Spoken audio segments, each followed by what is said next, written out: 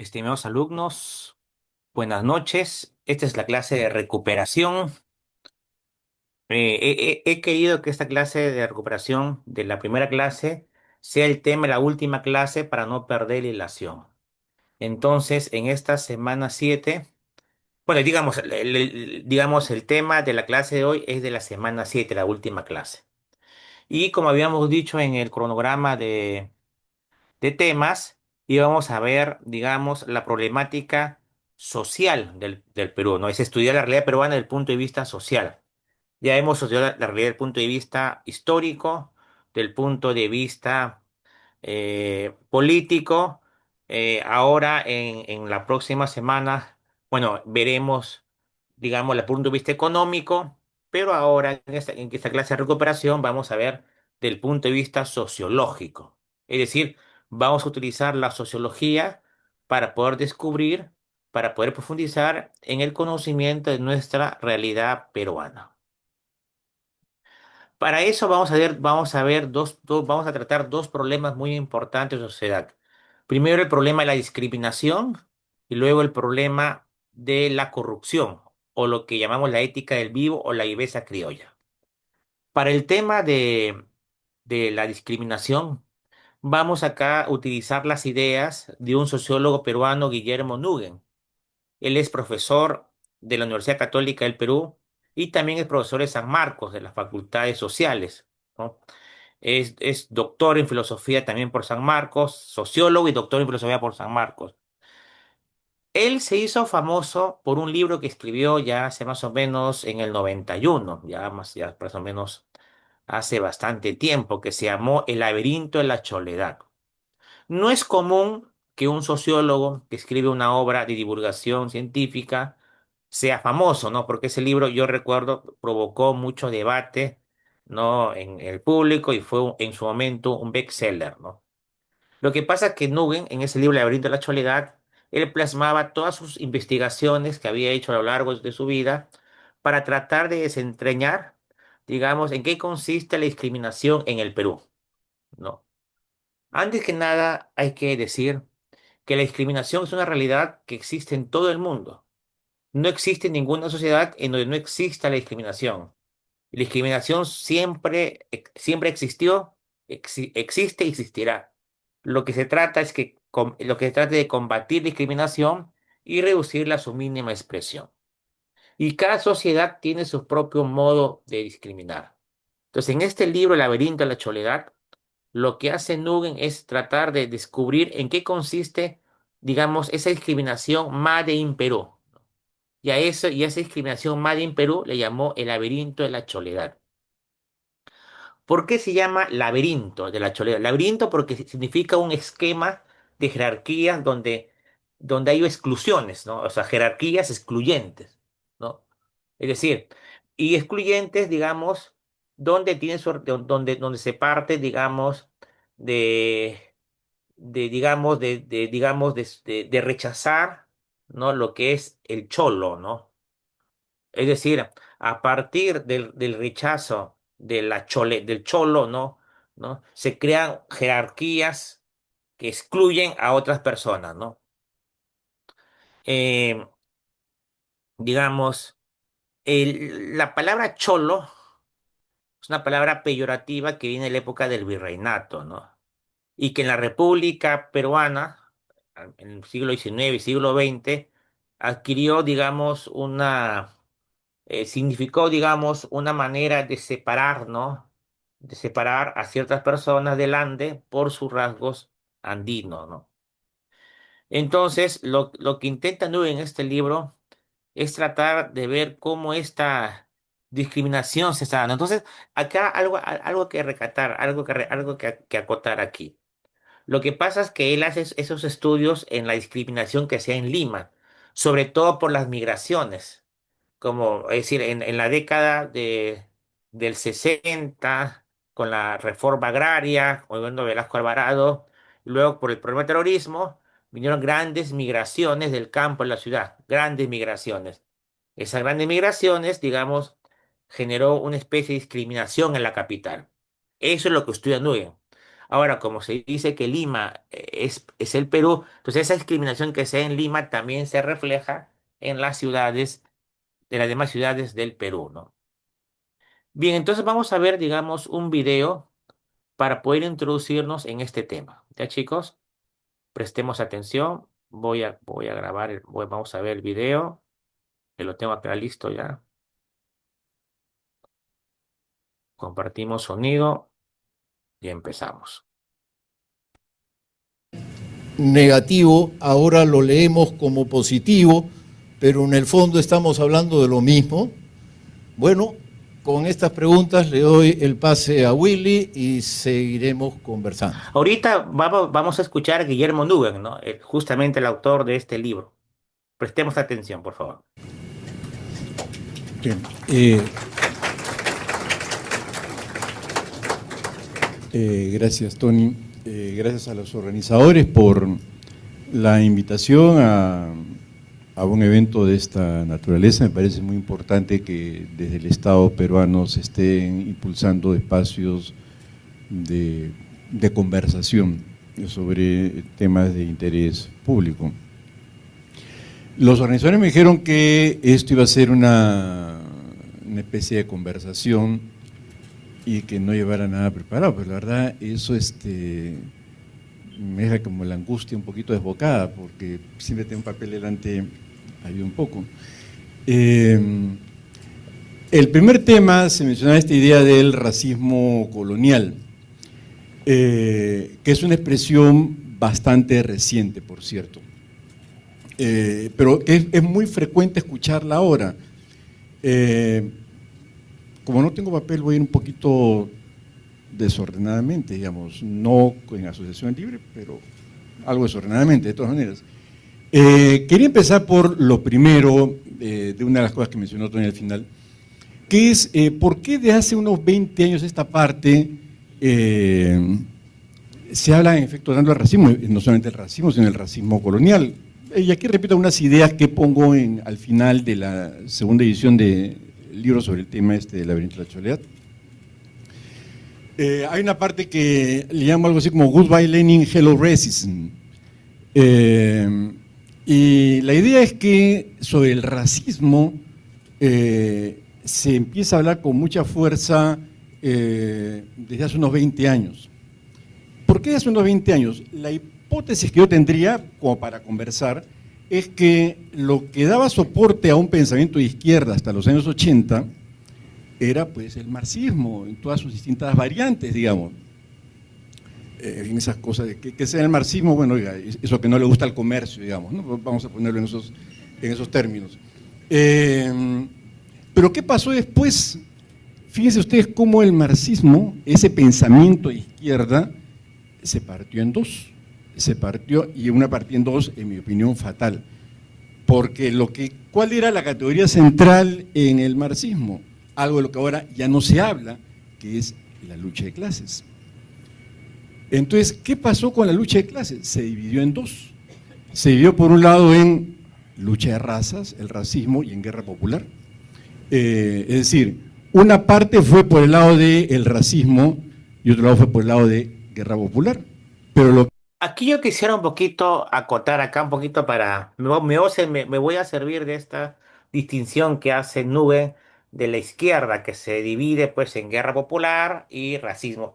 Pero extrapolando esto a nuestros tiempos, en el siglo XXI, en los tiempos actuales, pues en el tiempos actuales podemos distinguir dos tipos de izquierda, ¿no? La izquierda moderada, ¿no? La izquierda que se conoce como idea moderada, la izquierda caviar, la izquierda democrática, que centra el discurso, digamos, en la igualdad de género, en la defensa del aborto, ¿no? Digamos, en la defensa de la ecología, es decir, una izquierda, digamos, progresista, se podría decir. Por ejemplo, sería el Partido Morado, sería pues, Verónica Mendoza, sería en este caso sería pues Nieto Montesinos, es un pensador de izquierda moderada, Los Pechao podría ser, aunque él también tiene algo radical, podría ser también Marisol Perestello, ¿no? Y en cambio está lo que se llama la izquierda radical, sería la izquierda que marxista probablemente tal, ¿no? La izquierda tradicional, que sería pues la izquierda pues, de Roberto Sánchez, la izquierda, por ejemplo, de Atencio, la izquierda pues, de Perú Libre de Cerrón, etcétera, ¿no? En fin, eso quería un poquito mencionarlo, ¿no? Adelante. Lo que era el análisis, digamos, usual, que era un análisis de condiciones sociales, que se llamaba lucha de clases, se perdió. Y ustedes verán que ninguna de las dos partes lo menciona. Digamos, como digo en el texto, el racismo es una forma, digamos, de mantener la melodía de la lucha de clases cambiando la letra, pero que, digamos, ya que es poco aparente, poco elegante hablar de lucha de clases, oigan, descubrí, caramba, si hay una lucha de razas, es importante. Y en el caso de todo el espectro de Sendero Luminoso y satélites, ustedes verán que el discurso de lucha de clases está igualmente ausente, porque el eje articulador es la guerra popular. Ahora bien, esto lleva a decir, oiga, pero está usted diciendo que en el Perú no hay indios, no hay negros. Entonces, aunque no es mi costumbre, debo aclarar, permítame esta vez apelar a un cierto argumento de autoridad, que es una persona que, la verdad, algún oído fino tenía para entender la sensibilidad popular de este país, que fue José María Arguedas. Él tiene un artículo que está recopilado en su obra antropológica, que mencionaba a los organizadores, los volúmenes de la obra antropológica de Arguedas que fueron publicados el año pasado, en mi opinión son un acontecimiento cultural de primera magnitud. La obra antropológica de Arguedas en el siglo XXI estoy convencido de ser largamente más reconocida que su obra literaria. Es impresionante la actualidad que uno siente, digamos, quizás con la excepción de, digamos, claro, picos probablemente espectaculares como los ríos profundos o los zorros, pero la obra antropológica es una riqueza y una actualidad impresionante. La verdad, el problema es que Arguedas se veía a sí mismo más como novelista que como etnógrafo, pero la verdad su capacidad de registrar cosas es impresionante. Entonces, él escribe un artículo en el año 69 que se llama El Ejército Peruano. Y quería leer el párrafo inicial. Ese es aquí donde me cuelgo pues, abusivamente de un cierto recurso de autoridad. Dice, el espectáculo más incomprensiblemente cruel que contemplé por primera vez y en Lima fue un gran desfile del ejército peruano. En 1929, durante el gobierno de Leguía, en la Plaza de Armas y un 24 de septiembre. Mientras una parte de la gente aplaudía y el resto parecía gozar viendo la marcha fuerte, rígida y bien ordenada de los soldados, la altivez de los oficiales que montaban con la espada al hombro, caballos imponentes y con las bandas de músicos que estremecían de veras el aire, yo, entonces de 18 años, tenía que hacer un esfuerzo supremo para contener las lágrimas o echarme a vociferar. Ni un solo hombre de los que llamamos blancos, blanquiñosos, no únicamente por el color de la piel, sino por tantos otros detalles, desfiló en la tropa. La tropa, toda, soldado a soldado, eran indios o negros. Los oficiales lucían todos la actitud de la gente que llamamos, comillas, blancos, comillas, mistis, comillas, huiracochas. Aunque el color de la piel sea cobriza o oscura. Los indios y negros de la tropa cargaban fusiles con bayoneta, marchaban detrás de los cañones, tocaban los instrumentos. Y yo sabía, lo había visto, que esa era la gente que disparaba contra los indios, que en el límite de la desesperación y la rabia se sublevaban en comillas alzamiento contra los terratenientes, que consideraban a los indios algo menos que los perros, y disparaba también contra los obreros en huelga y en manifestaciones de protesta. Punto. Ahí sigue el artículo largo. Varias cosas me interesa destacar. En primer lugar, digamos, si hay alguien que fuera sensible a las opresiones que hubo en este país, sin duda fue Arguedas. Y este texto está, digamos, narra lo del año 29, pero es escrito en el año 69, si no es un texto tan antiguo. Tenía ahí la pelota puesta para denunciar el racismo del ejército peruano, de oficiales blancos y tropa indinegra, ¿no es verdad? Pero vean el detalle que él señala, cuando él dice, ni un solo hombre, los que llamamos blancos, blanquiñosos, no, dice, no únicamente por el color de la piel, sino por tantos otros detalles. Esos tantos otros detalles es de lo que me parece que vale la pena eh, ocuparnos. Y luego dice, eh, los oficiales lucían toda la actitud de la gente que llamamos blancos, mistis, huiracochas, aunque el color de la piel sea cobriza u oscura. Es decir, la idea normal de raza, uh, Arguedas mismo dice, bueno, en efecto hay gente más blanca, o gente que es indinegra, y tantos otros detalles. Y lo decisivo parece ser esos tantos otros detalles que hacen que el color de la piel no sea lo determinante. ¿Cuáles son esos tantos otros detalles? La tesis que sostengo es algo que ha sido borrado del debate público crítico actual en el Perú, que es la herencia del gamonalismo. Aquí me quiero quedar. Aquí, esto es lo que vamos a explicar. Es decir, lo que Nubén está narrando es una carta de José María Arguedas. Ustedes, pues, recordando épocas escolares, saben quién fue José María Arguedas, ¿no? Pero vamos a explicar un poquito quién fue, ¿no? Él fue un escritor, ¿no? Que escribió obras denunciando justamente la explotación del indio, obras, digamos, como Los ríos profundos, los de arriba, los de abajo, ¿no? Digamos, pero va a ser su vida, ¿no? Arguedas es hijo de un terrateniente, ¿no? ¿No? Su mamá muere cuando él era muy niñito, ¿no? No, perdón, su papá era juez, ¿no? Su mamá muere cuando era muy pequeñito él, y su papá se casa con una señora que es terrateniente, ¿no? Entonces, la señora pues no quería al niño José María, ¿no? Entonces, cuando su padre se iba, porque su padre se ausentaba varias semanas porque tenía que ir, como era un juez, tenía que impartir justicia en los distintos pueblos, entonces cuando se quedaba solo, su madrastra lo llevaba pues lo llevaba a la cocina para que lo criara la cocinera, ¿no? Y ahí él se crió con los indígenas, ¿no? Eh, y ya cuando su padre venía, lo bañaba y lo ponía ahí a sentarse en la mesa. Y eso fue durante bastante tiempo, ¿no? Entonces él sufrió mucho entonces él vio en carne viva cómo los terratenientes explotaban, ninguneaban, ¿no? Trataban muy mal, menospreciaban pues a las personas andinas, ¿no? Como dice Nugent, ¿no? Los terratenientes gamonales consideran poco menos que como perros a los sirvientes, a los andinos. Y él vivió vio todo eso.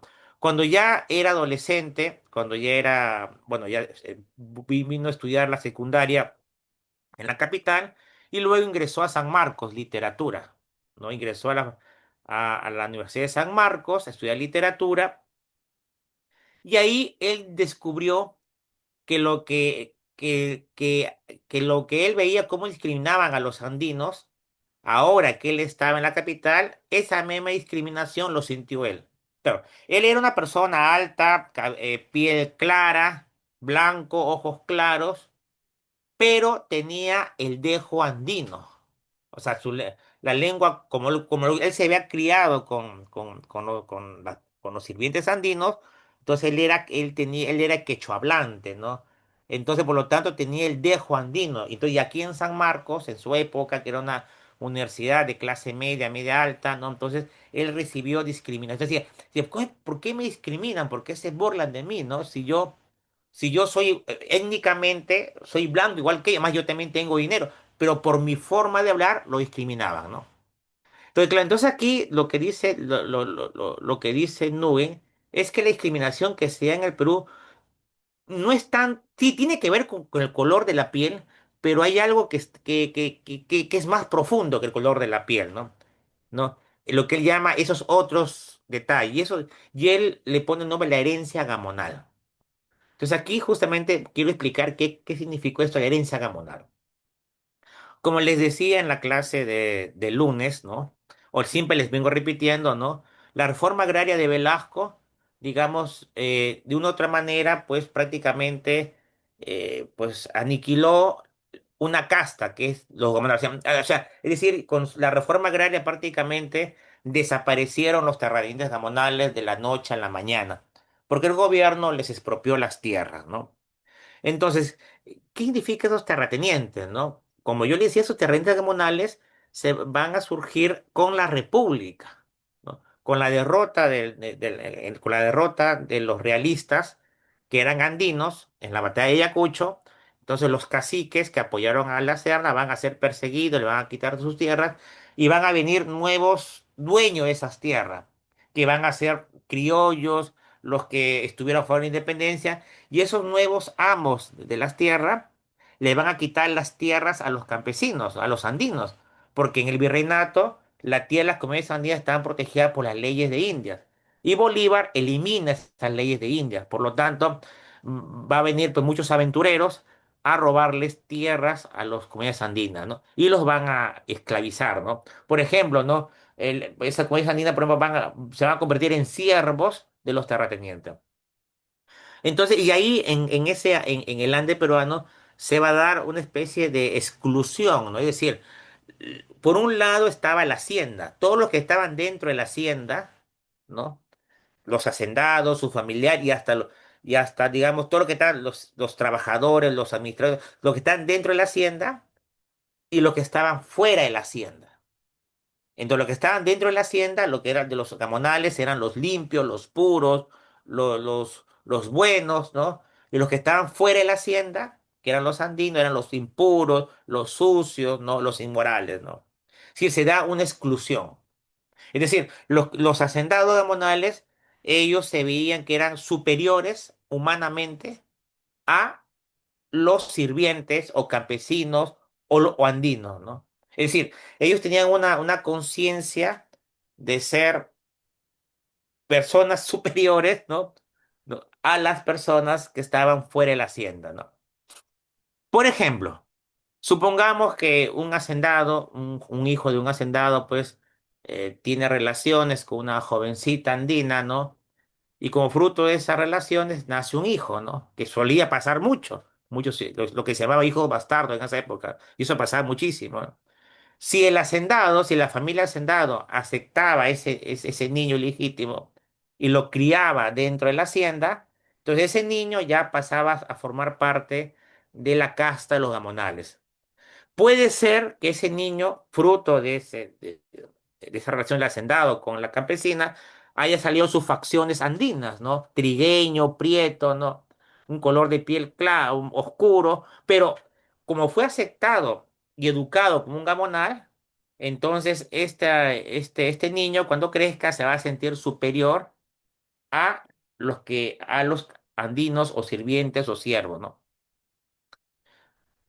Pero supongamos que sea otro ejemplo, supongamos que sucede también que un hacendado, un hijo hacendado tiene relaciones con una campesina, pero esta vez sale un niñito blanco, sale blanco, ojos verdes, cabello claro, ¿no? Pero, pero este señor, la familia de hacendado no reconoce a este hijo, no lo reconoce, lo rechaza. Por lo tanto, este niño, a pesar de ser blanco, ojos azules, alto, él va a ser considerado sirviente. Es decir, los amos son los gamonales sin importar tanto el color de piel, aunque eso pesaba bastante, por si acaso. Pero si tú estabas dentro de la casta de los gamonales, tú eras de la casta de los amos. Y de los sirvientes, de los siervos, eran los andinos, ¿no? Sin importar si algún no fuera blanco o ojos azules, no, no, eso era ya algo secundario, ¿no? Entonces, a eso es lo que se refiere, digamos, Nugent. Ahora bien, cuando se da la reforma agraria, en la década del 60, ¿no? Y esta casta y estos gamonales prácticamente ya desaparecen porque les quitan sus tierras, muchos de ellos se convierten se van a la capital, ¿no? Juntan un capital y forman empresas, compran tiendas, otros viajan al extranjero ya, de hecho, ya no son tan millonarios, pero tienen algo de dinero, ¿no? Otros sí son, se arruinan totalmente, ¿no? Entonces, esta herencia gamonal, ¿no? De excluir a las personas porque pertenecen a otra clase social, esta manera de ver la vida va a llegar a Lima, ¿no? Entonces, hoy por hoy, pues, en el siglo XX-XXI, aunque ya no existen gamonales, terratenientes, pero esta herencia gamonal de excluir a una persona, de sentirte superior a la otra persona, eso ha quedado aquí en el Perú, ¿no? Todavía hay. Entonces, aquí voy a presentar dos ejemplos muy claros donde se muestra cómo esta herencia del gamonalismo está presente, ¿no? ¿Se acuerdan que en pandemia, cuando fuimos encerrados en nuestras casas durante un año, más o menos hubo un caso anecdótico, ¿no? Me acuerdo que había el pituco de Miraflores y el pituco de Magdalena. Entonces, vamos a poner los dos ejemplos muy conocidos en su momento por los que eran anecdóticos. Y ahí vamos a analizar cómo se da esta herencia del gamonalismo, ¿no? Entonces vamos a ver el videíto. Espérate, vamos a ver acá. Por si acaso, en estos videos hay cierta lisura, ciertas, digamos, palabras sueces, pero bueno, vale, es que tenemos que usarlo para poder estudiar el tema. Así que les pido antemano disculpas y sin amenazado. Entonces, vamos a ver acá. Ya, vamos a ver desde acá, ya. Empezamos acá. Mira mi sangre. Chistoso. Dame tu placa ahorita. Dame tu placa en tu cara. Dame mi placa. Dame su placa. ¿Quieres que te grabe, huevón? Grábame. Te grabo. Te grabo, mi cuñado. Te grabo. Dame tu placa. Dame tu placa. ¿Qué pasa aquí, huevón? ¿Qué te pasa? ¿Qué te pasa? ¿Qué pasa aquí, huevón? Uy, ¿por qué me empujas? ¿Por qué me empujas? ¿Qué miedo, huevón? Carajo de mierda. Uy, uy, uy, uy. ¿Qué, huevón? ¿Quién la tiene, huevón? Tranquilo. Cierra puerta, cierra puerta. Cierra puerta.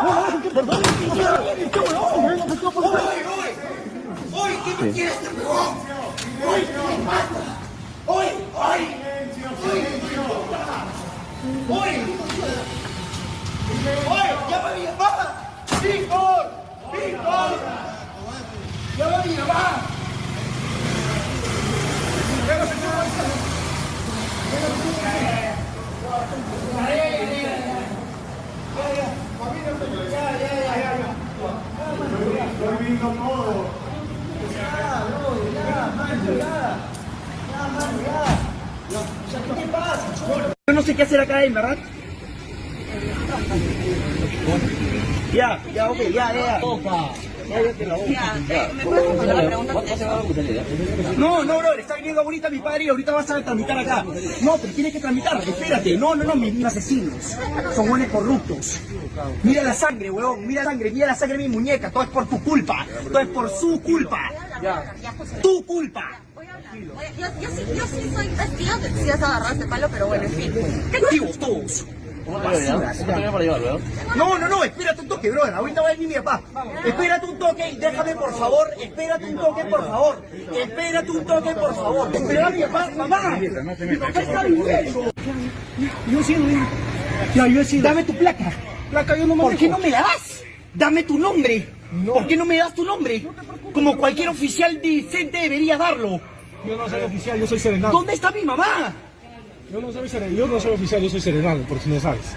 ¿Está bien? Y no tienes un puto derecho de venirme a taclear. No tienes un derecho. No lo tienes. Revisamos la grabación, vemos qué es lo que hicieron. No tienes un derecho. Yo en ningún momento te he taqueado. ¿Está bien? Tranquilízate. Tú me has empujado. No. Tú a mí me has faltado el respeto de todas las formas.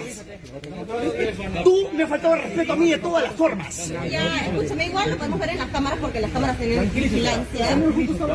Ahí es. Me has roto mi botella.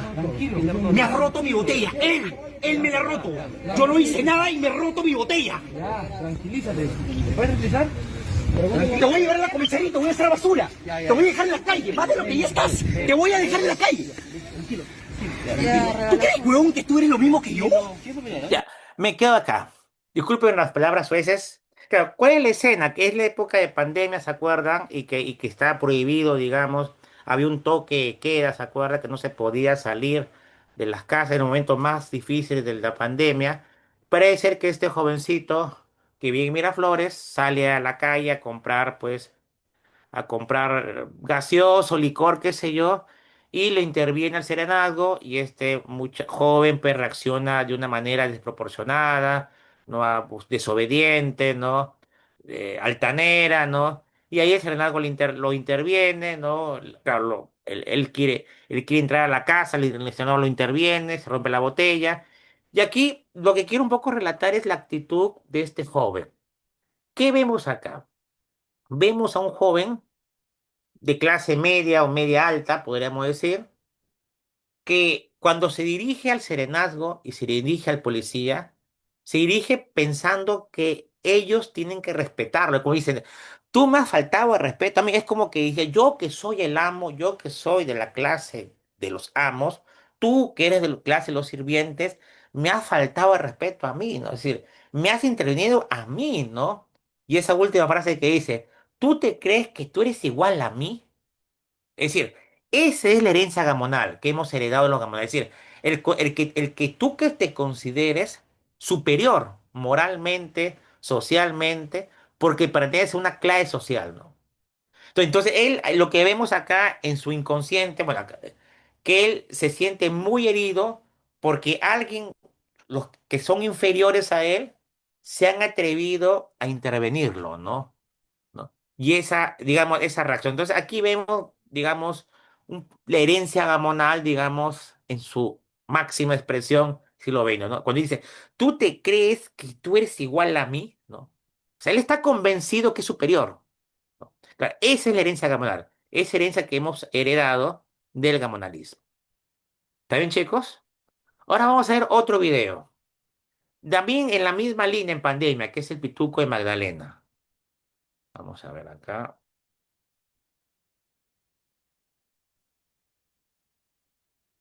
Ya, vamos a ver acá. Un ratito acá. Bueno, acá lo está imitando Carlos Álvarez, pero vamos a ver acá. Quiero ver acá. Obligatorio, no es obligatorio. Yo sé mis derechos. ¿Qué te pasa? Señor, ¿cómo no va a ser obligatorio poner su mascarilla, señor? ¿Cómo no va a ser obligatorio? Yo Te sé pueden mis poner derechos. una multa, señor. Que me ponga multa, me importa un pepino. Mi viejo la paga. Copió central. Mi viejo la paga. Ya, señor, entonces retírese a su casa, por favor, si no se va a poner su mascarilla. Porque mi perro está paseando, no me molestes. Ya, retírese a su casa, señor. Serranos igualados ahí. Ya, retírese a su casa, señor. Serranos igualados. Por No me voy a favor. tirar en una parte hasta que mi perro no me... Retírese, señor, por favor. No se quiere poner mascarilla, retírese, por favor. No me jodas, serrano de Retírese. mierda. Indio asqueroso. Ya. Fíjate lo que eres. Ya, señor, no hay problema. Todo lo que usted quiera insultar, pero retírese, por favor. Cállate, serrano de mierda. Ya, retírese, por favor. Cállate, serrano de mierda. ¿Ya? No me jodas, yo voy a seguir pasando con mi perro y me siguen, me importa un pepino si me siguen y me graban. Porque es la verdad. Central aquí, Maricón Ground. ¿Qué punto hay?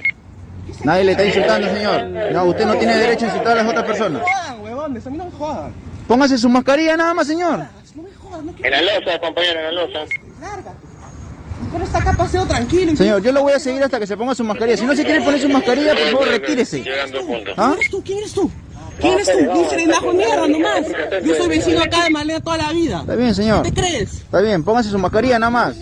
Yo le estoy pidiendo que se ponga su mascarilla, por favor. Lárguense, lárguense. Póngase su mascarilla, No señor. hacer nada, ves tú con mi perro paseando, ¿qué te pasa? Deje de joder, Pero oye. póngase su mascarilla, señor. Ah, no puedo ponérmela porque tengo epilepsia, huevón. Tengo una enfermedad en el cerebro, me caigo y me convulsiono. Idiotas. No insulte, Me están señor. molestando, estoy acá con mi perrito, ¿qué les pasa? No insulte, señor. Por Tú no favor. me vengas a insultar ahí, ¿qué te crees? Que me has dicho indio de mierda. Ya, por ¿Qué te favor. crees? Ya, lo dejamos acá, ya muy suez ya este video. Aquí vemos esto ya aquí ya se podía salir, pero había que ponerse la mascarilla, ¿no? Entonces este joven de Magdalena sale a pasear pues con su perrito, el serenazgo le interviene, educadamente le dice que ponga la mascarilla, y él es muy agresivo, ¿no? Empieza a decir ya palabras soeces, ¿no? Palabras, podemos serrano de M, indio asqueroso. O sea, prácticamente tiene una fase muy despectiva contra el serenazgo, ¿no? Posiblemente es más agresivo que el pituco de Miraflores. Pero si vemos claramente, este joven tiene facciones andinas, es de clase media baja o popular. Es decir, no importa, o sea, este chico posiblemente es andino, sus padres deben ser andinos, ¿no? Pero él en su mentalidad se cree superior al serenazgo, ¿no? O sea, es decir, y además aquí él es mucho más específico, ¿no? Dice, yo soy un vecino, madre, tú que eres un pobre, no sé qué, y las frases muy racistas que son muy fuertes, muy duras, ¿no? Muy duras, que el Pituco Mira Flores no lo dice, ¿no? Tiene la actitud, pero él sí lo dice, ¿no? Entonces, en resumidas cuentas, eh, digamos, digamos, la herencia gamonal es esa concientización de que tú al pertenecer a una clase o grupo social, eres humanamente superior a otros que están en una clase inferior a ti, ¿no? Bueno, eso es lo que Nubel le llama laberinto. Y así se va diciendo, ¿no? Digamos, por ejemplo, el Pituco y Flores cholea a él cholea al otro y el otro cholea al de abajo. Es decir, el que está, es como una pirámide, el que está arriba cholea al que está abajo, el de abajo cholea al otro y así, así, así, ¿no?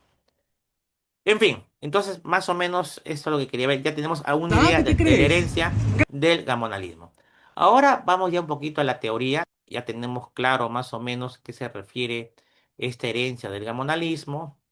Entonces aquí, digamos, con esta idea de la herencia del gamonalismo, entonces Nugent lo que intenta, trata un poquito de profundizar en qué consiste, digamos, esta herencia del gamonalismo. Un ratito, perdón, voy a ver si creo que no. Ah, sí, sí, sí, compartía. Hasta allá. Entonces él dice que esta herencia del monalismo origina un laberinto en la Choledad, ¿no? Es decir, unas estructuras que excluyen a las personas. Y él las identifica en tres. Uno es lo que él le llama el laberinto de la Choledad como lo puro e impuro. Es decir, la discriminación humana en Perú se da porque los que son de una clase superior, los que se creen de una clase superior, se consideran puros, limpios, y los que están fuera de esa clase superior son sucios e impuros. Es decir, los limpios somos buenos, los sucios son malos. Es decir, una persona sucia sería inmoral, una persona limpia sería moral, ¿no? Y un ejemplo de eso lo podemos ver, por ejemplo, en el muro de la vergüenza, ¿no? No sé si alguien acá habita, es vecino de La Molina, pero aquí el muro de la vergüenza, que es un muro que separa, digamos, los distritos de La Molina y los distritos de San Juan de Miraflores, en concreto Pamplona Alta, ¿no? Entonces, la zona más exclusiva, digamos, de La Molina son los cerros de La Molina, estos edificios bonitos, ¿no? Que son exclusivos, ¿no? Que solo pueden llegar con auto, ¿no? Entonces, pero por el cerro, la parte de atrás, eran las invasiones, ¿no? Y esas invasiones empezaron cada vez, digamos, a invadir más terreno hasta que al final casi colindaban con esta organización exclusiva. Entonces el Distrito de La Molina va a construir un muro que es de 10 kilómetros, por si acaso, es un muro grande, de 10 kilómetros que tiene más o menos 3 4 metros de altura, ¿no? Que en ciertas partes tiene, ya dependiendo de los vecinos, le ponen pues electricidad o en todo caso alambre de púas, ¿no?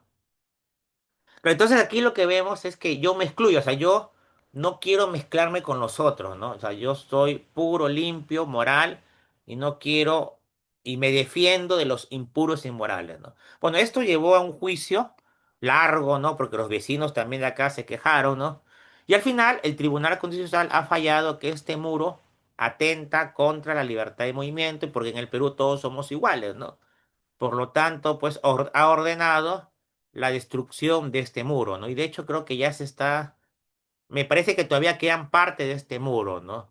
Claro, los habitantes de La Molina pues están en contra, claro, pero en el fondo pues no puede haber un muro que separe porque tanto el habitante de La Molina como el habitante de Pamplona, ambos son ciudadanos iguales ante la ley. Ahora bien, el problema de la delincuencia, ese ya es otro problema, ese es otro tema, pero no puede haber un muro que separe, ¿no? También, chicos, es un ejemplo. Otro ejemplo fue aquí, me recuerdo que hace años, en el 2007 me acuerdo, en el 2007 me acuerdo que Gisela Valcárcel, que como ella es famosa, bueno, en ese tiempo era más famosa que ahora, pues ella lideró una marcha, ¿no? En las playas. ¿Qué es lo que había pasado? Que en las playas privadas, ¿no? Las empleadas tenían prohibido que se bañen en la playa, ¿no? Tenían que bañarse en un horario que era después de las 4 o 5 de la tarde, ¿no? Pero o sea, el personal del servicio tenía prohibido bañarse en la playa, ¿no? Claro, entonces tú dirás, pero claro, entonces ella hay una protesta, claro, la pregunta es, ¿por qué no pueden estar en la playa, no? Es decir, ¿por qué separa las playas? Es que quizás no quieres mezclarte, o sea, yo que soy de una clase social, soy puro limpio, yo no quiero mezclarme con una clase social baja que es impura y sucia, ¿no? Esa separación, ¿no? ¿Está bien, chicos? ¿No? O por ejemplo, algo, por ejemplo, que fue, por ejemplo, algo que fue hace poco, hace 10 años, recuerdo, en Miraflores, recuerdo que hubo un escándalo, ¿no? Porque en el Cinemar del Arcomar viene una familia compra las entradas para ir al cine, pero esa familia tenía otros miembros de la familia que tenían ropas andinas, vestidos andinos, que eran familiares que habían venido, pues, de sus regiones andinas a Lima y vestían con sus ropas típicas, ¿no? Y entonces les prohibió la entrada a esas personas. Y la única razón era la ropa típica, claro. Esta familia pues no era tonta, ya se podía tomar fotos, hizo la denuncia y en ese tiempo, digamos, ya se había concientizado un poco, entonces creo que el Larcomar cierra por 2 semanas, Cinemar pues le cae una tremenda multa y cierran por un mes, y el distrito de Miraflores pues puso el letrero que dice que en este distrito se prohíbe toda discriminación por motivos de raza, sexo, etcétera. Y los demás distritos lo han copiado, ¿no? Sí, pero lo que quiero decirte es que esa mentalidad de las personas del cine de no entrar a ciertas personas por considerarlas que no es su sitio, ¿no? ¿Se entiende, chicos? Cuando yo era joven, yo tengo ahorita 55 años, pero cuando yo era joven, hace 30 40 años, había restaurantes que tú no podías entrar porque no era tu sitio, ¿no? ¿No? O discotecas, etcétera. Pero entonces es excluyente, ¿no? O el tema, por ejemplo, de los colegios, ¿no? No, yo recuerdo hace unos años, hace años, ¿no? 10 años, tenía un amigo mayor que yo, que un día estábamos conversando y estaba un poquito preocupado porque decía que estaba buscando un colegio para su hijo, para sus hijos, ¿no? Y yo le decía, pero tus hijos están en un buen colegio. Sí, me dice, pero este colegio se ha choleado mucho, ¿no? Y estoy buscando en qué colegio llevarlo más. Claro, es decir, como en el Perú con el Perú en las últimas décadas ha habido digamos, mucha gente ha seguido la pobreza, convirtió en clase media, hay una clase emergente que puede consumir, ¿no? Digamos, servicios o de calidad o educación. Entonces, este amigo mío, pues, sentía, pues, que él era gringo, ojos claros, entonces él sentía, pues, de que su colegio está viendo, pues, chicos con rasgos, pues, andinos. Entonces, claro, decía, pero claro, mi colegio está choleándose, ¿no? Entonces tengo que buscarme o un colegio porque no quiero que mis hijos se mezclen con estos niños. O sea, esa es la mentalidad gamonal, de excluir, ¿no? ¿No? O por ejemplo, pues, o encima los colegios, ¿no? ¿Qué colegio eres? ¿A qué playa vas? ¿No? O por ejemplo, algo muy, muy simple que lo vemos aquí todos los días. Por ejemplo, cuando en las noticias, por ejemplo, en las noticias, uno escucha las noticias y a veces cuando se refieren a La Molina, Miraflores, a Isidro, dicen vecino de La Molina, vecino de Miraflores, vecino de Jesús María, vecino de San Isidro. Pero cuando se refieren, digamos, a alguien que vive en Comas, o San Juan de Lurigancho, o Villa El Salvador, dicen poblador de Comas, poblador de Villa El Salvador, poblador de San Juan de Miraflores. Es decir, cuando la persona vive en una zona que le llama, y además dicen la palabra, los distritos residenciales y los distritos de cono, como si Comas, donde yo vivo, no fuera, es un distrito residencial porque residen personas, ¿no? Si esa separación, la zona residencial en el fondo, en el fondo, ¿cuál es la mentalidad, no? La zona donde vive la gente y los conos, que son los invasores, ¿no? Sí, ya ahí está la mentalidad gamonal de dividir, ¿no? ¿Está bien, chicos? ¿Se entendió esto? O, por ejemplo, otro ejemplo fue, ¿se acuerdan en la época de Pedro Castillo, en el año 22, justo cuando creo 22 o 23, bueno, 22 que fue vacado. ¿Se acuerdan que el 5 de abril del 22 el gobierno Pedro Castillo hace un toque de queda, ¿no? De a partir de las 3 de la tarde y toda la gente empezó a salir ahí a protestar, bueno, y le hacen una entrevista pues al almirante Montoya, ¿no?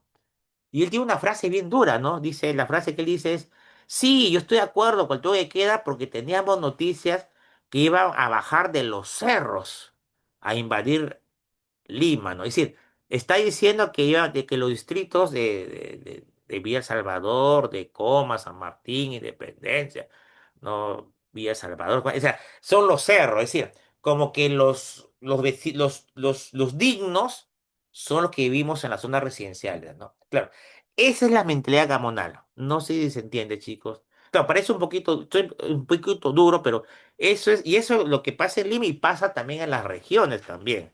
¿No? En las ciudades también, ¿no? ¿No? Esa exclusión, ¿no? Entonces, eso es lo que hemos heredado de los gamonal. ¿Está bien, chicos? Claro, ahora habría que decir también en defensa de, bueno, que esta manera de discriminación puro y impuro ha bajado bastante, ha disminuido bastante. Yo que tengo 55 años puedo ver pues que hace pues 40 años esto sí era muy notorio, pero ahora, debido quizás a que había un progreso económico en el Perú en los últimos 30 años, ¿no? Entonces, había mucha gente emergente, ¿no? Que ha salido a la pobreza, es clase media, media alta o muy acaudalada. Entonces, claro, entonces al haber una clase media, entonces ya esta línea, lo puro e impuro, ya un poquito que ya no es tan nítida, ¿no? ¿Está bien, chicos? ¿Entendió esto? ¿Se captó? Entonces, una manera, digamos, de tratar para eliminar esta discriminación es justamente eso, ¿no? Que hay que la clase media, ¿no? La clase media, ¿no? Y romper son taras mentales que hay en la cabeza, taras mentales, ¿no? ¿No? Yo lo he sufrido esto en carne propia. Por ejemplo, yo he vivido en Comas, estudié en San Marcos. ¿No? Mis facciones son, pues, soy cobrizo, como soy color puerta, ¿no? Pero entonces cuando yo terminé por la universidad, pues, y quería trabajar en los bancos, quería trabajar, pues, en AFP, que recién venía los 90 notaba y era claro que me discriminaban porque vivía en coma, me discriminaban porque egresé a San Marcos, me discriminaban por mi color de piel y eso era notorio, ¿no? Ahora ya no es así o no es tanto así. Me parece que esta manera de discriminar ha disminuido bastante y ojalá que siga disminuyendo y se diluya lo más que se pueda, ¿no? Muy bien, y una prueba de eso es que ahora ya es escandaloso, ¿no? Por ejemplo, ya es escandaloso que una persona se le impida asistir a un restaurante o a un hotel, a un lugar por sus facciones por su color de piel o por sus orígenes sociales, ¿no? Si eso sucede, sería pues, es delito, además, y de hecho está pegado, ¿no? En este lugar está prohibida la discriminación por tabla. Entonces, eso significa un gran avance para tratar de eliminar este laberinto de la Cholera. ¿Está bien, chicos? Otra manera de ver, digamos, este laberinto de Soledad es lo que llaman Duden, es el cholo menos uno y lo no cholo más uno. Y aquí, quizás en el primer laberinto, tiene que ver con los que discriminan, ¿no? Si los migrantes que vienen a Lima y son discriminados por los que viven en Lima. Pero ya en este laberinto de la soledad, como lo cholo menos uno y lo no cholo más uno, esta discriminación viene de los que fueron discriminados en la primera etapa, acá. Por ejemplo, los que fueron discriminados porque eran andinos o venían de fuera de provincia, ¿no? En las épocas de las grandes migraciones, sintieron una fuerte discriminación, ¿no? Y de hecho no había lugar para ellos. Por eso es que ellos van a tener que invadir los terrenos seriazos del Estado, pues en el norte y el sur, ¿no? No, entonces surgen los grandes distritos en el norte, pues, de Caraballo, de Comas, San Martín, Independencia, Los Olivos. En el sur, pues, surgen los distritos, pues, de Villa María del Triunfo, San Juan de Miraflores, Villa El Salvador, después Lurín. Y en el centro, pues, surge el gran distrito de San Juan de Lurigancho, que es el más grande distrito del Perú, ¿no? Entonces ahí, digamos, estas personas, al notar que son discriminadas, se va a generar en ellos un complejo, un prejuicio, un complejo, ¿no? El complejo es de que ellos, para poder ser aceptados en la capital, o sea, para poder ser aceptados socialmente, pues tienen que descholificarse. Es decir, tienen que parecer lo menos cholo posible. Pues se llama cholo menos uno, ¿no? O sea, lo cholo, sí, sí, descholifícame, es parecer no cholo, para ascender socialmente, ¿no? Por lo tanto, si yo usaba mis ropas típicas, ¿no? Las mujeres con sus polleras, los hombres también. Entonces, por lo tanto, ya no voy a usar la ropa típica que usaba en mi pueblo.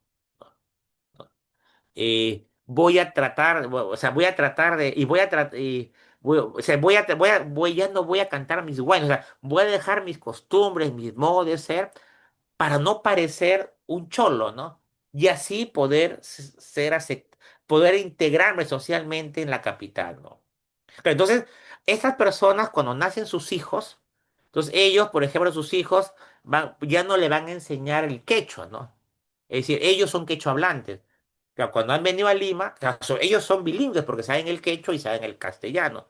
Pero al llegar a Lima, notan que la gente lo discrimina por su modo de hablar, lo que le pasó a José María Argueda. Por lo tanto, a sus hijos que nacen ya no le enseñan el quechua y ya no hablan quechua delante para que sus hijos no tengan como lengua materna el quechua, ¿no? Como ustedes saben, toda cuando tienes una lengua materna tienes un dejo. Es como el inglés que aprende castellano tiene un dejo, el ruso que aprende castellano, o el alemán, o el portugués, o el italiano. Pero ese dejo se ve bonito, pero el quechua que aprende castellano tiene un dejo. Y por ese dejo lo discrimina. Esa pareja, esos padres que son quechua hablantes, ya no le enseñan quechua, ya no les enseñan sus costumbres típicas, sus bailes, ¿no? Y yo recuerdo que en mi época, cuando era niñito, se veía, el huayno era, me acuerdo que ponían huayno para terminar una fiesta, ¿no? O sea, cuando tú ibas a un quinceañero, a un evento familiar y ponían el huayno, es para decir terminó la fiesta, ¿no? Es decir, ni se te ocurra bailar huayno, ¿no? Entonces, y ahí surge lo que se llama, digamos, ese complejo. Entonces, una persona se crea un complejo y aquí viene el tema, que viene que ahora que a mí me han discriminado, los que vienen de afuera, yo lo voy a discriminar mejor. O sea, esta persona andina que ya se descholifica, se podría decir.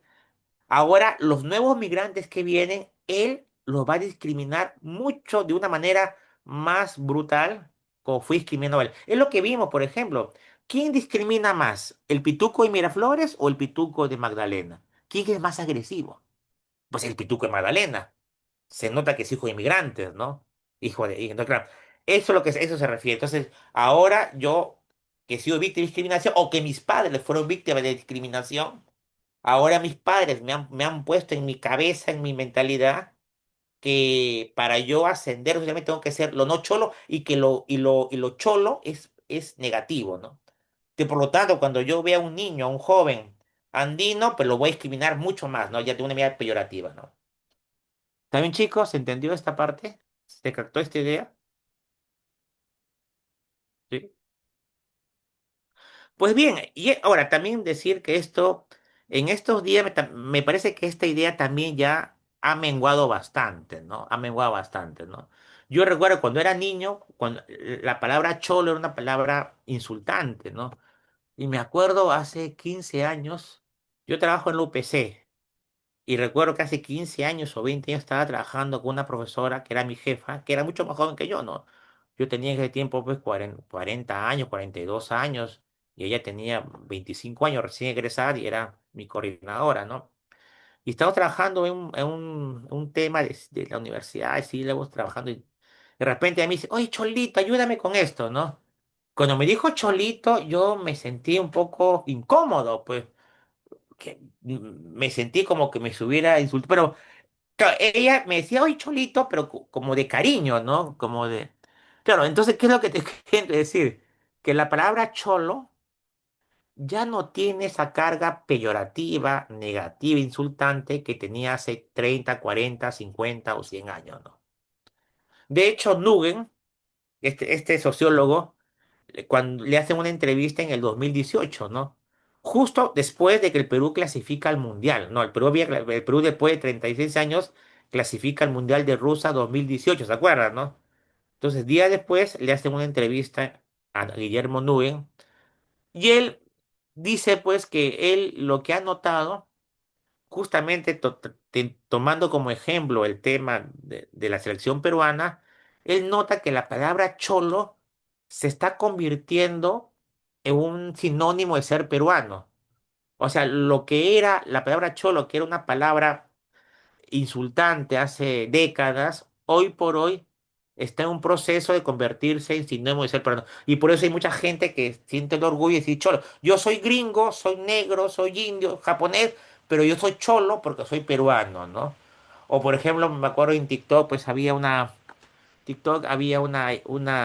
hija de una peruana que es pues ojos azules, descendientes de alemanes y daneses, y ella decía que vivía en España y le decían, pues hoy no, eres peruano, tú eres alemán, no, no, yo soy peruano, yo soy más chola que la papa huancaína, ¿no? Entonces ella lo decía así, yo soy más chola que la papa la huancaína. Pero sus facciones, ella es hija de peruana, su mamá es peruana, descendiente de alemán y su papá es danés, ¿no? Entonces, claro, pero ella, digamos, su identidad es peruana y la identidad como chola, ¿no? ¿Se entiende? Entonces, me parece que también esta manera ya de sentirse discriminado o sentirse menos por ser cholo, como que también ya está menguando, aunque todavía hay, ¿no? Pero está menguando, ¿no? Más bien vemos que más bien, el aporte andino se valora mucho, es parte del orgullo peruano, ¿no? Por ejemplo, no sé, Machu Picchu, por ejemplo, ¿no? ¿No?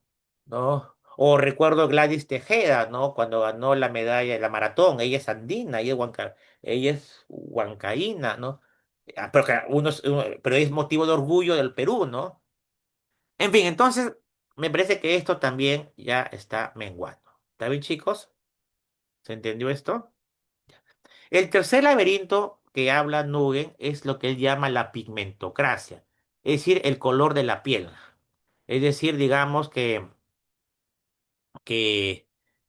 digamos, que de acuerdo al color de piel, tú tienes una ascendencia en la sociedad, ¿no? Claro, esto viene de la época del virreinato, habría que decirlo que sí, ¿no? Pero sobre todo viene de la época de la República. ¿Y esto cómo lo explico?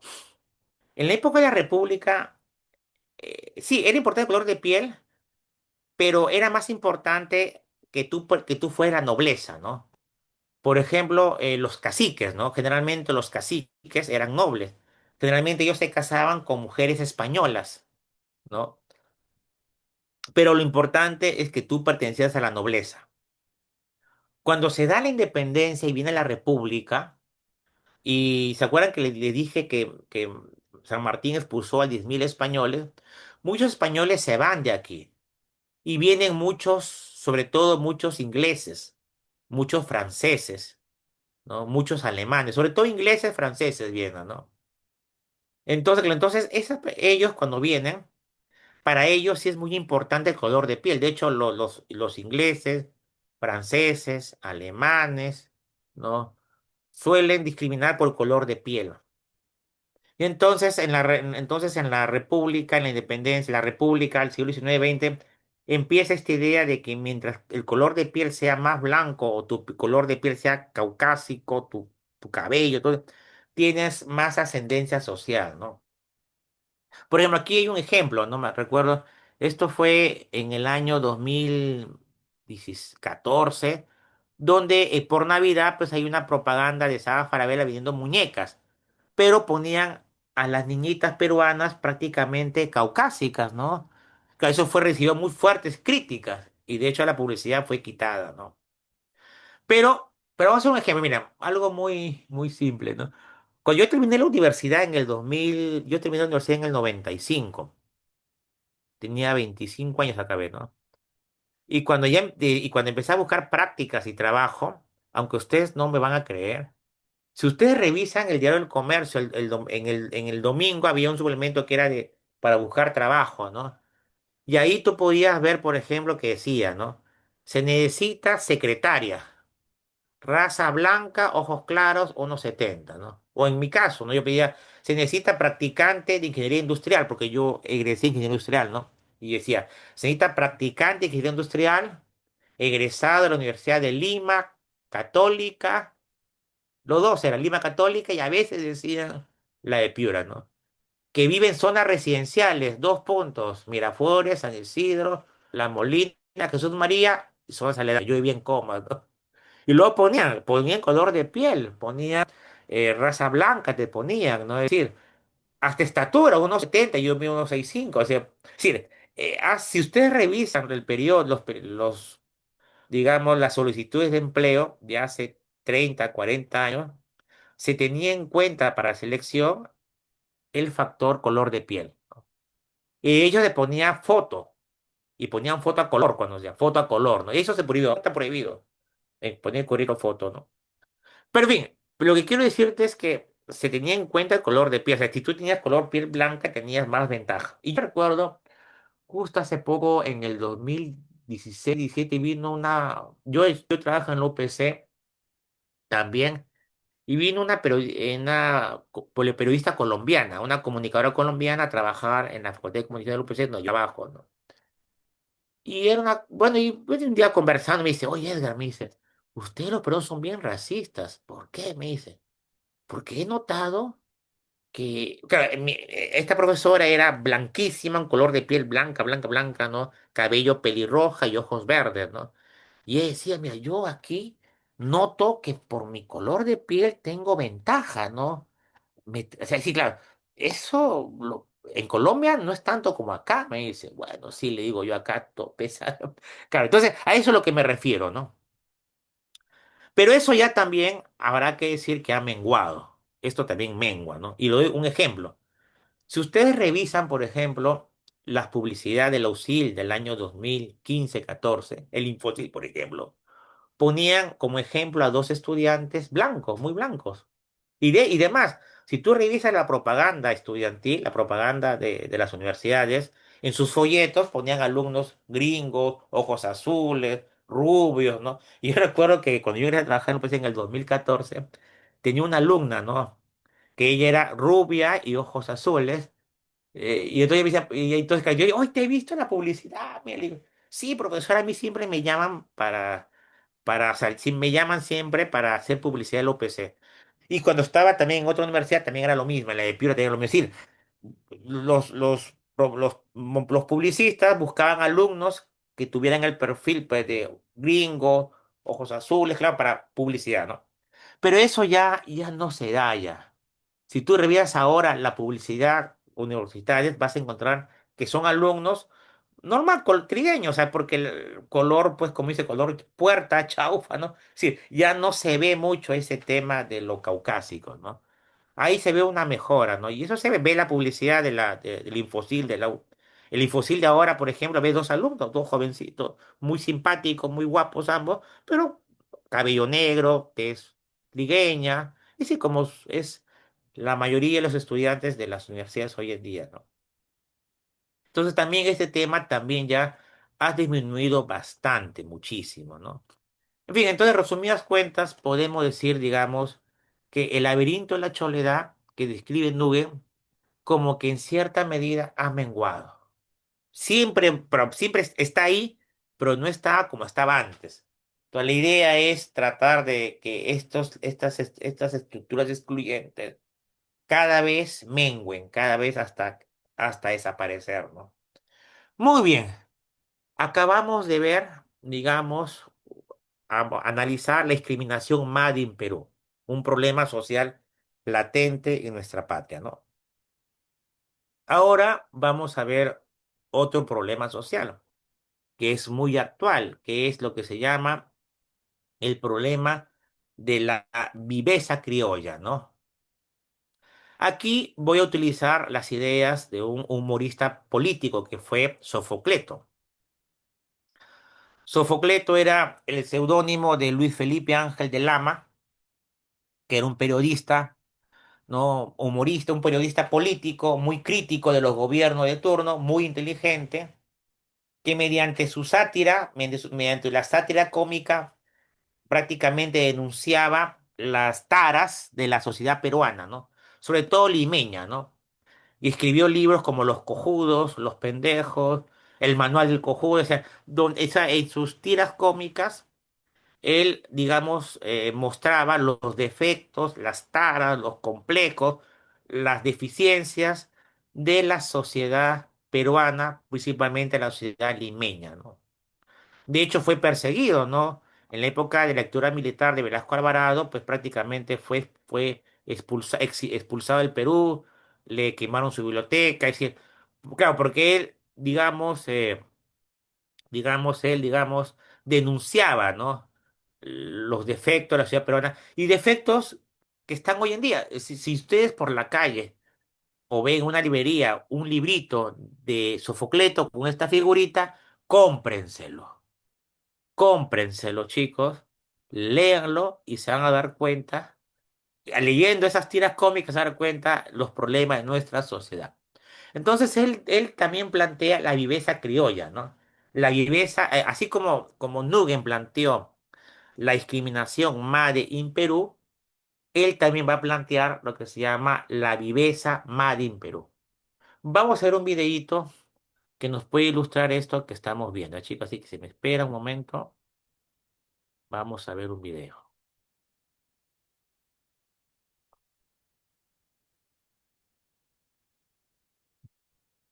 Un ratito, un ratito. Vamos a comprobar.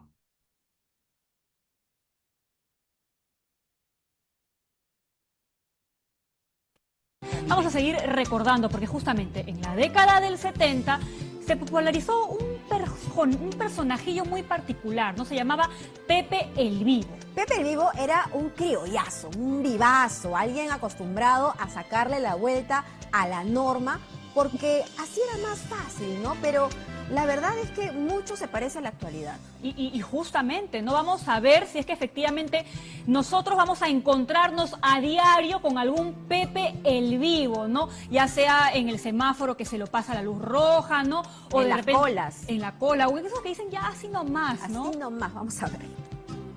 Pagar impuestos es comprar bienestar. Usted y yo lo sabemos. Pepe no. O se hace. Él cree que los baches se arreglan solos. ¿Lo cree realmente? Que gritar ¡Arriba Perú! Es suficiente para que el Perú de veras vaya para arriba. Han pasado 46 años y Pepe el Vivo está más vivo que nunca. Pepe pasa por debajo de donde está cerrado para evitarse la fatiga de dar toda la vuelta.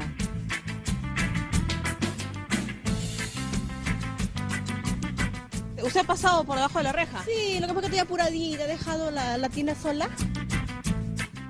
¿Ha pasado por debajo de la reja? Compra la cola en el metro porque puede pagar 50 céntimos extra y es más fácil que levantarse más temprano. Esta es la que utiliza uno de los revendedores, llamado como Periquito. Dice, pase. Les entregan y los cobran, ahí está. ¿Ves? Me quitó la tarjeta, malcriado, se fue, así. ¿Qué pasa? ¿Por qué me...? Deja de grabar, viejo, ¿qué pasa? ¿Por qué me agredes? Te estoy grabando porque estás haciendo algo ilegal. ¿Qué te importa? Pepe construye el segundo piso de su casa, pero para que salga un poquito más grande, coloca la escalera en la vereda obstruyendo el paso de los peatones, pero eso no le interesa. No podemos caminar porque nos topamos con esta escalera, señora. ¿Qué tendría que hacer? ¿Por dónde va a pasar la gente? Ahí hay una vereda, ¿no lo ves? Señora, hay tantos niños que están caminando por las pistas. Acá nadie respeta nada. ¿Cómo que aquí nadie respeta nada? Pepe es también el conductor al que no le importan las emergencias de los otros e invade el carril derecho de la Panamericana Sur porque es vivo y cree que así llegará antes. No friegues, se están bajándose los bomberos, no te pases. ¡Ah! Maña. Pero es que mira lo que tienen que hacer. El colmo. Oye, mira lo que tienen que hacer. No me lo puedo creer. Están bajando al herido, me muero.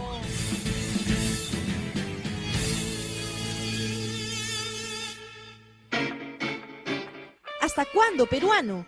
Ya son 198 años de historia republicana y parece ser que en nada hemos cambiado. Seguimos queriendo darnos las de vivos, sacarle la vuelta a las normas, pretendiendo que para nosotros sea siempre más fácil que para el resto, incluso si ponemos en riesgo una vida. Pero este no es un problema reciente. La viveza es tal vez una de las realidades más tristes y antiguas de nuestro Perú. Ha habido una cultura ciudadana que tiende a romper la ley y a tratar de buscar los caminos cortos para conseguir los objetivos, ¿no? Tienen muchas razones, desde las desigualdades, la precariedad institucional que ha habido en el Perú, ¿no? Un individualismo. Hemos tenido muchos caudillos, ¿no? En la historia hemos estado formados por pequeñas pandillas que han estado buscando conseguir sus propios intereses, ¿no? Para el sociólogo Santiago Alfaro, las grandes diferencias sociales y económicas, sumado a la mala administración pública, ha generado una cultura en la que muchos peruanos sienten que deben hacer lo que sea necesario para sobrevivir. Y todo, absolutamente todo, vale. ¿Se han dado cuenta que cuando uno maneja en Lima, siempre, pero siempre y todos los días, y más de una vez al día, encuentra a Pepe el Vivo? Hoy vamos a empezar esta nueva secuencia de buscando a Pepe el Vivo. Ahí está, Pepito el Vivo, parando donde no debe parar. Otro Pepito el Vivo, volteado para el otro lado y se mete. Otro Pepito el Vivo, y se cruza el rojo. ¿Usted cree entonces que estos videos que usted hace pueden servir para educar a la población a través de la vergüenza? Sí, yo creo que sí, definitivamente. Todos podemos hacer el aporte cargando siempre y encontrando a Pepito el Vivo. Porque a Pepito el Vivo no le gusta que lo muestren como Pepito el Vivo. No, definitivamente, nadie quiere ser Pepito el Vivo, ¿no? Pero todos queremos usar a Pepito el Vivo. Alexis Cherniak es hijo de una peruana y un polaco, pero es además un empresario peruano con agallas, que se atreve a hacerle el pare a esos Pepes el Vivo, que a diario se cruza por las calles de la capital. Otro Pepito el Vivo, el que se estaciona en el lugar de discapacitados, ¿no? No, solamente es un ratito, voy, bajo, eso es el Pepito el Vivo, ¿no? Y siempre lo vas a encontrar. Sus videos son tendencia en YouTube, como en su tiempo lo fue en televisión de señal abierta esta publicidad de Pepe el Vivo. Pagar impuestos es comprar bienestar. Usted y yo lo sabemos. Pepe no. O se hace. Él cree que los baches se arreglan solos. ¿Lo cree realmente? Que gritar ¡Arriba Perú! Es suficiente para que el Perú de veras vaya para arriba. Porque total, los hospitales, la educación y la seguridad no cuestan nada. No le cuestan a él. Porque eso de pagar impuestos es para bien para otros. Él es Pepe el Vivo. Y nadie se da cuenta que defrauda al fisco. ¿Nadie? Pepe, mira qué guerra avisada. Pepe, hasta que la administración tributaria, que trabaja incansablemente, detectó sus irregularidades y lo puso a disposición de la justicia. Y muy contra su voluntad, Pepe tuvo que cambiar de domicilio. Ahora va a tener tiempo suficiente para meditar la verdad de esta frase. Pagar impuestos es comprar bienestar. Pepe era un personaje que nació en 1976 en pleno gobierno militar de Juan Velasco Alvarado y que ponía al fresco a ese peruano evasor de impuestos que ya desde entonces rechazábamos ser. Pepe el Vivo, por dársela de vivo y justamente estar escabulléndole a las normas, a las leyes, mayormente se convierte en informal. Y es que el Vivo no termina de despegar, de crecer, de surgir. Ese es el caso, por ejemplo, de este comerciante ambulante que prefiere ofrecer sus productos en la puerta de la galería formal, porque así no paga impuestos, no paga local y tiene los clientes más a la mano. Pero él no sabe que esa viveza es también el motivo de su fracaso. Estando en el sector informal, ¿no?, su productividad baja respecto a la persona, al empresario, a la persona que está en el sector formal. Según algunos estudios, de universidades nacionales, la diferencia de ingreso promedio entre el sector informal y el sector formal laboral es más o menos 2-1, 3-1. O sea que si alguien acá gana 100 soles, acá gana 200, 300 soles. Con mi experiencia y con todo lo que he podido ver, no hay un rasgo de edades, no hay un rasgo de sexo. Realmente todos queremos el Pepito Vivo, ¿no? Clases sociales. Tampoco, yo creo que es un poco más de cultura, ¿no? Cultura, falta de educación, de valores, y eso influye mucho pues en la sociedad, la educación que podamos darnos a nuestros hijos, incluso en las escuelas, ¿no? Y a esta apuesta por rescatar los valores a través de redes sociales se le suman otros miles de peruanos que rechazan esa viveza de marca Perú que tanto nos avergüenza. Me da mucha pena, mucha tristeza que los peruanos vienen personas de otros lugares, ahí donde que se aprovecha. Crear y mostrar, sobre todo a la gente que viene del extranjero, ¿no? De la viveza, como dicen, ¿no? De que no hay honestidad, no hay sinceridad con la gente, ¿no? Por eso esta viveza no nos ayuda a avanzar. Por supuesto que no. Tal parece que a 2 años de cumplir el bicentenario como república, Pepe el Vivo sigue siendo vivo. Como este joven que ha abierto un paso en la carretera central para que los vehículos no paguen peaje, aunque él cobra un sol que va directamente a su bolsillo. Señor, buenas, ¿usted cobra para pasar por aquí? Señor. Hasta los mismos policías pasan por acá. Lo observamos y nos dimos cuenta que a este joven solo le hace falta trabajar 2 horas al día de lunes a viernes para ganar de 230 a 250 soles cada semana, lo que al mes saldría más de 950 soles. Es decir, así de fácil, este señor se lleva un sueldo mínimo. Hoy mismo Pepe el Vivo debe pasar al olvido. Solo así daremos un paso adelante, ese paso que nos hace falta para vivir con mayor armonía, porque si no, ¿hasta cuándo? ¿Qué pasa? Me comprometo a siempre darle el paso a una ambulancia. Me comprometo nunca más comprarle a un informal.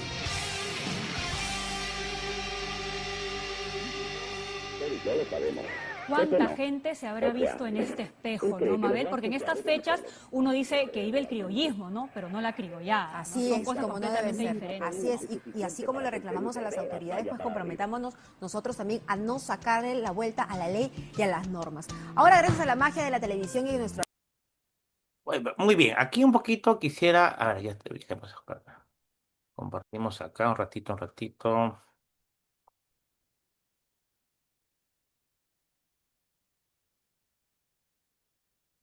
Ya. Aquí quisiera más o menos comentar un poco el tema de este video, ¿no? Por ejemplo, ahí digamos, le preguntan a un sociólogo Alfaro, ¿cuál es la causa de esta viveza, no? Y él sostiene que es la pobreza, la desigualdad económica, la falta de recursos, hace que la gente sea vivo, ¿no? Tiene también razón, ¿no? Pero si le preguntan al empresario, señor Cerniak, él dice que no, que es una cuestión más que todo de valores, de cultura, porque vas a encontrar vivos tanto en la ricos, pobres, clase media, ¿no?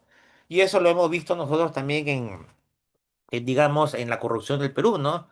Por ejemplo, no sé, pues puedes encontrar un vivo que es Alejandro Toledo, por ejemplo, ¿no? O PPK, ¿no? Ambos han sido juzgados y condenados por corrupción, ¿no?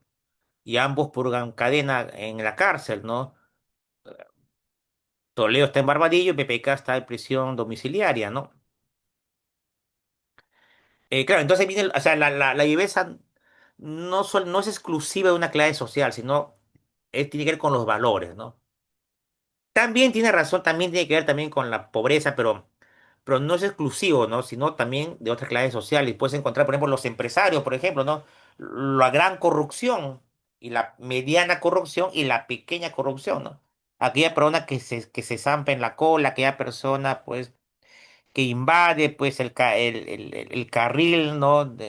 O, del carril preferencial, ¿no? Aquella persona que no paga sus impuestos, aquella persona que tira papeles, basura en la calle, aquella persona pues que paga coimas o cobra coimas, o aquel funcionario público pues que cobra cobra coimas, lo que hemos visto ahora en las elecciones, por ejemplo, ¿no?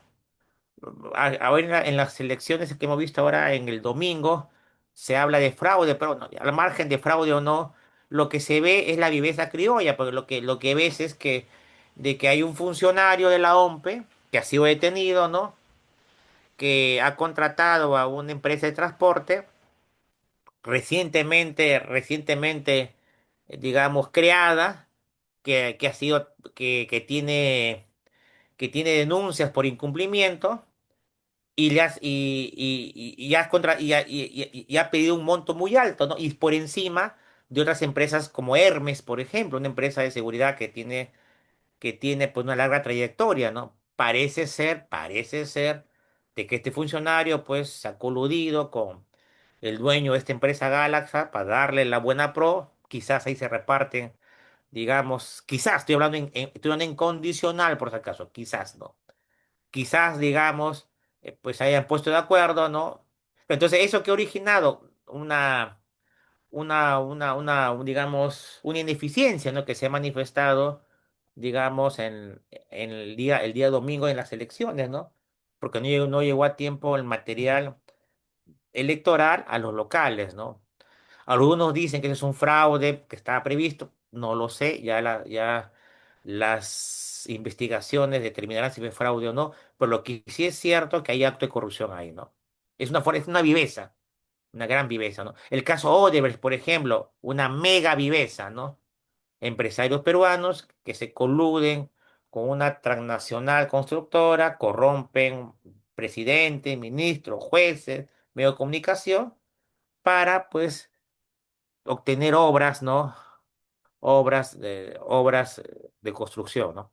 En fin, entonces esa es la viveza, ¿está bien, chicos? Entonces esa es la viveza Made in Perú. Entonces ahorita lo que quiero que presten atención es que cómo se da esta viveza criolla Made in Perú. Y este análisis yo lo he tomado de Sofocleto, genial Sofocleto. Entonces, Sofocleto dice que la viveza criolla peruana es un defecto que tenemos los peruanos, ¿no? Que educamos a nuestros niños, digamos, entre dos vicios. Un vicio por defecto y un vicio por exceso. Por ejemplo, acá hay una frase que dice, ¿no? Vamos a ver. Pero antes de entrar a esto, voy a contar una anécdota personal, para antes de entrar a la teoría, ¿no? Recuerdo cuando yo enseñaba en otra universidad, ya hace 20 años, enseñaba más o menos estas cosas. Y de repente un alumno en clase da un ejemplo, ¿no? Y cuenta un ejemplo y dice, profesor, mire, ve. Y yo cuando un alumno se para y empieza a contar su ejemplo, ¿no? Y él cuenta y decía, pues cuando yo estaba en el último año en el colegio, me fui con mi padre a una reunión, ¿no? A una reunión en el colegio. Y cuando estábamos regresando, tomamos un taxi. Y en el taxi, en el asiento de atrás, yo me percato que hay una billetera y había documento, dinero. Le digo a mi papá, papá, una billetera. Y mi papá me manda a callar, "Shh", me dice, ¿no? Y luego yo, en voz baja, le digo, papá, vamos a la comisaría a devolver la billetera porque acá se le ha olvidado una persona. Entonces el alumno me dice, y mi papá, ¿sabe lo que dijo mi papá? Me dijo, no seas cojudo, porque si lo llevas a la policía se lo va a quedar. Entonces mi alumno me dice, pero papá, pero este señor, ¿cómo ha podido dejar? Pobre señor, ¿cómo olvidó su billetera? Entonces me parece, se lo merece por cojudo, aprende, ¿no? Y se quedaron ellos con la billetera. Entonces, este señor, ¿qué le había enseñado a mi alumno, ¿no? Que ser cojudo es malo, ser cojudo es malo, pero ser pendejo es bueno. Entonces, lo que dice Sofocleto es que nosotros, los peruanos, ¿no? O latinoamericanos, estamos confundidos moralmente. Pensamos que ser cojudo, que ser tonto, ser cálido es malo. Y tienes razón, es malo. Es malo ser cojudo, Cándido, tonto, sonso. Pero, ¿dónde está la equivocación? Que pensamos que su opuesto, porque el opuesto de cojudo es pendejo. El opuesto de sonso es vivo, ¿no?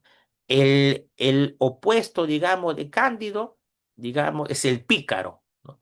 Entonces pensamos que ser pícaro, que ser pendejo, que ser vivo es algo bueno. Entonces, por lo tanto, educamos a nuestros hijos que para que no sean cojudos, tienen que ser pendejos. Para que no sean sonsos, tienen que ser vivos. Para que no sean cándidos, inocentes, tienen que ser pícaros. ¿Se entiende, chicos? ¿Se acuerdan los que tienen más de 50 años? ¿Se acuerdan que en Risa y Salsa, o había una frase que decía ponte mosca, ¿no? Entonces, como dice, bueno, voy a leer acá. Entonces, la viveza criolla es una moral que obliga a las personas a definirse según los parámetros de un vicio por exceso o un vicio por defecto. Es decir, comportarse como bribones o como ingenuos, como pícaros o inocentes, como cojudos o pendejos. Y como nadie quiere quedar mal ante los demás, entonces escogemos el vicio por exceso. Es decir, queremos ser vivos, pendejos, bribones, pícaros. Por eso estas frases que se dice aquí, ¿no? Echa la ley, echa la trampa. Total, si no robo yo, robará otro. El vivo vive del sonso y el sonso es su trabajo, ¿no? Ser mantillo en vez de clavito, o a pendejo y medio. Entonces, en una sociedad donde todos quieren ser vivos, todos quieren ser pendejos, vivos, entonces se va a generar lo que se llama la anomia, que es una sociedad anómica. Es una sociedad que invierte los valores. Es una sociedad que castiga a la persona honrada y premia, digamos, al sinvergüenza, al delincuente, al vivo.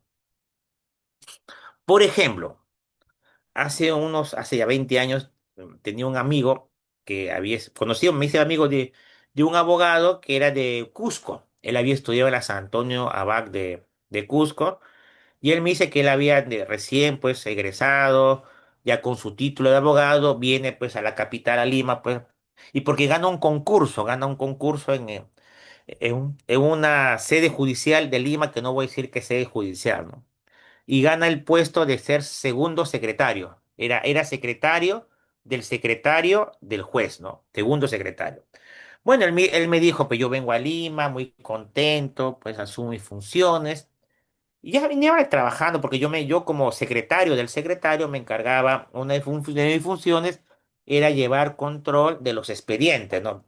En la oficina del juez, yo ponía la mesa, yo era encargado de la mesa de cargo, ¿no? De la mesa, ¿cómo se llama así? La mesa de cargo, ¿no?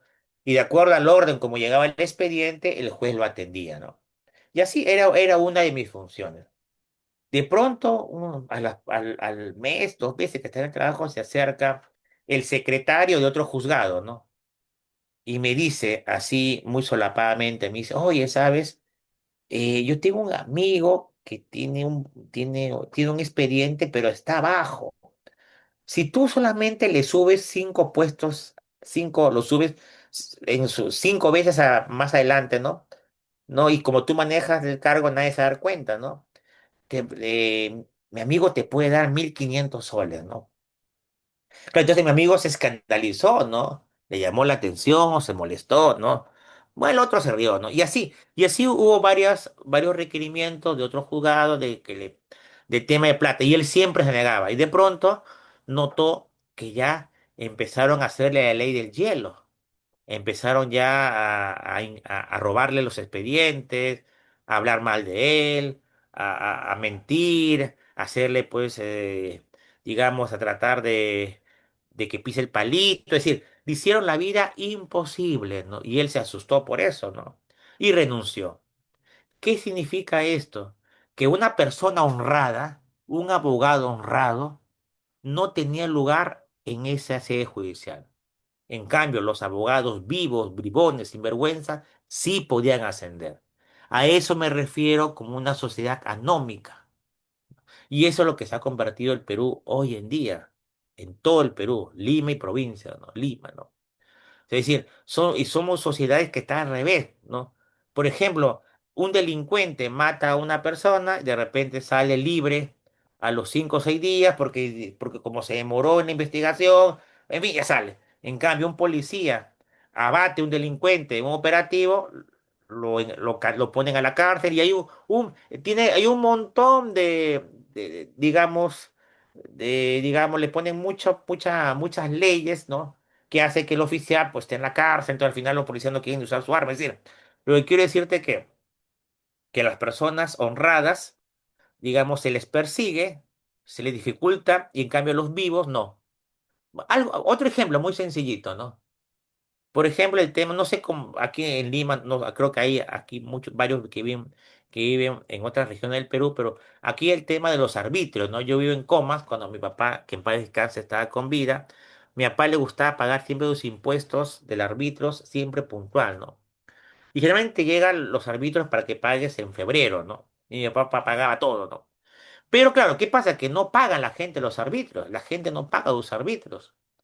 Y de repente, a fin de año sale amnistía. Es decir, yo que debía haber pagado mis arbitrios en febrero mensualmente y no pago nada, de repente en febrero sale un anuncio que dice amnistía general, ¿no?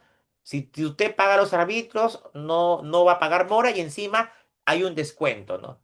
Y además dice, y también hay un descuento para pagar arbitrios de años anteriores. Es decir, ¿qué está pasando acá? Que a la persona honrada que quiere pagar puntualmente, no se le tiene en cuenta y a la persona que no paga el impuntual, él sí se le da beneficio, ¿no? ¿Se entiende, chicos?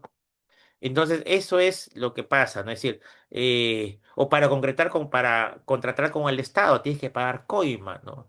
Entonces llega un momento en una sociedad donde todos quieren ser vivos, va a haber uno más vivo que el otro, y una sociedad donde todos se van a devorar unos a otros, ¿no? Todos son lobos que quieren comerse unos a otros, ¿no? Y entonces al final eso genera un caos, una sociedad caótica, desorganizada, ¿no? Que lo vemos en la política, lo vemos en las empresas, entonces lo vemos en la sociedad. Entonces, por lo tanto, digamos, y esto hace que la sociedad se estanque, no desarrolle, que cunda la violencia, ¿no?